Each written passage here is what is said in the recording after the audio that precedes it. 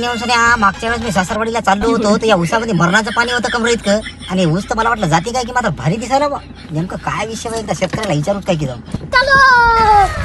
राम राम हो. राम राम राम.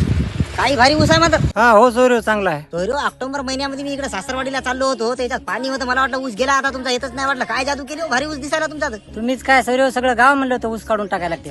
नाही ना, हसायसारखी गोष्ट होतीच आहे, पण कमाल झाली बुवा. एवढा भारी ऊस, एवढे भारी फुटवे दिसायले 3 महिन्यामध्ये एवढा चांगला ऊस आपल्या पंचक्रोशीत कोणाचाच नाही.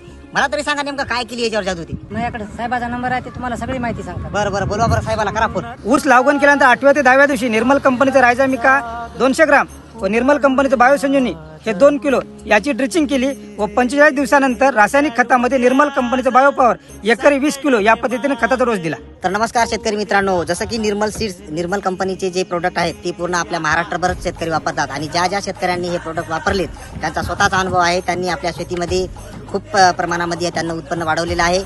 आणि तुम्ही पाहू शकता हे जे प्लॉट आहे हे 3 महिन्याखालचा प्लॉट आहे, आणि हे रायझामिका एक शेतकऱ्यासाठी वरदान ठरलेलं आहे. आणि त्यानंतर आहे बायोपॉवर.